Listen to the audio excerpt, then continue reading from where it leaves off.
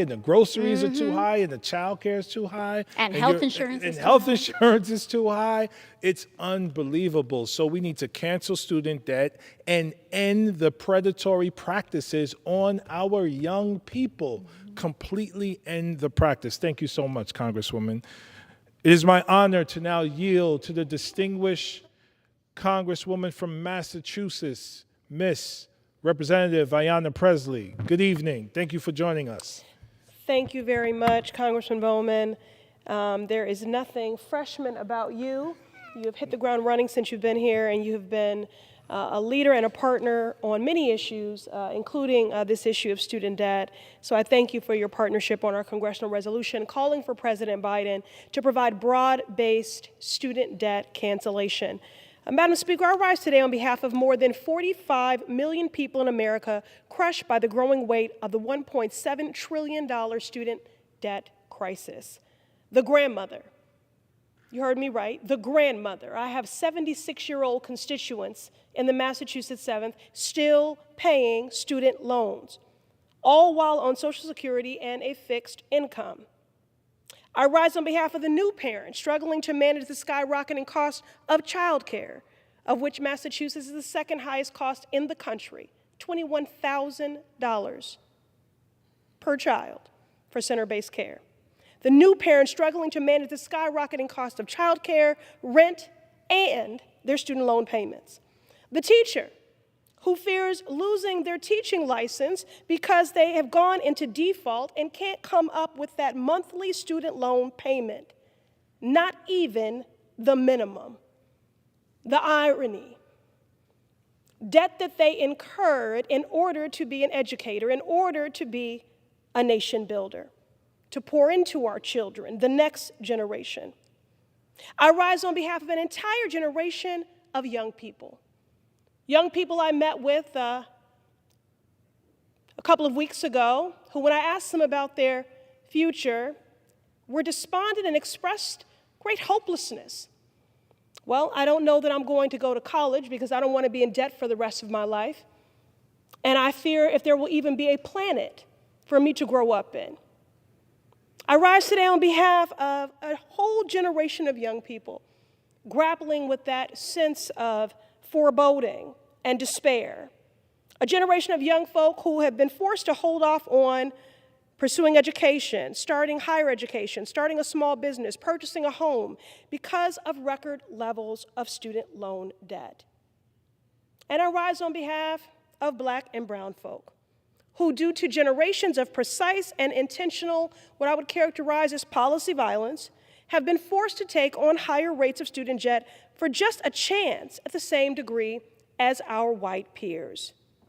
Mr. Speaker, the student debt crisis is one that disproportionately impacts our Black community. But for too long, the narrative has excluded us, and in the unique ways in which this debt is exacerbating racial and economic inequities, compounding our gender and racial wealth gap. We have to borrow at higher rates just for a shot at the same degree as our white peers. Black women in particular bear the largest burden as they are forced to take on higher student debt loads, all while navigating a persisting wage gap that allows Black women to earn just 61 cents to every dollar earned by a white man. These are systemic barriers that make it significantly more challenging to repay this debt. There are some who have questioned if this is regressive in impact to cancel student debt at $50,000. They've questioned the merit of as to whether or not this is a racial justice issue. We'll ask the presidents of the historically Black colleges and universities who have been using ARPA funds to cancel student debt. Not regressive in impact. Important, necessary, and long overdue. There are systemic barriers that have existed long before this pandemic. An unjust pre-COVID status quo.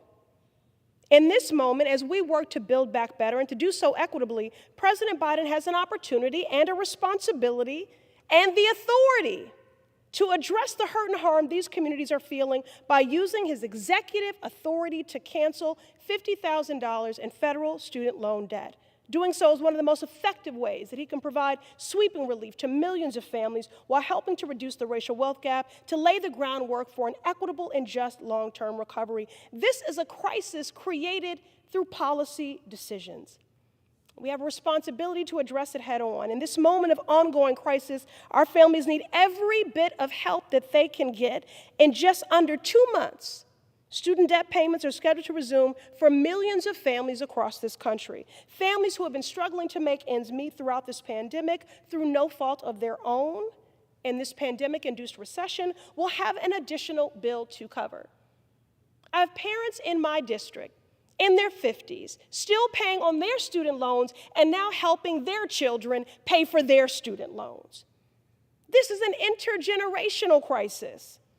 Now, this summer, we applauded the Biden administration heeding the calls of many of us here tonight, heeding the calls of this movement, the movement that elected him, when they extended the pause on student loan payments. We fought hard for that. This welcome action gave another layer of protection to the millions of borrowers facing a disastrous financial cliff. But our work here is unfinished. And this isn't a question as to whether or not he has the authority, because that authority has already been exercised, and the same authority should be used to extend the payment pause.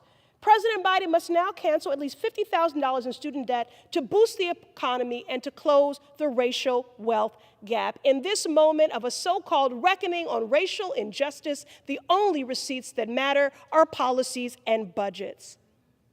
The truth is, Madam Speaker, is that this economic crisis is far from over.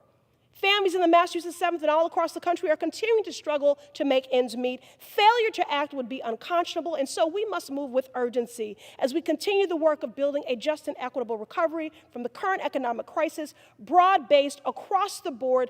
Permanent student debt cancellation must remain front and center. The people,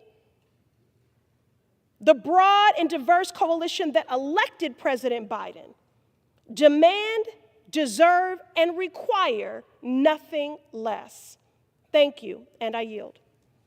Thank you so much, Congresswoman Pressley. It is now my honor to recognize Congresswoman Tlaib from the great state of Michigan. You give her some. I know. You don't have to do it.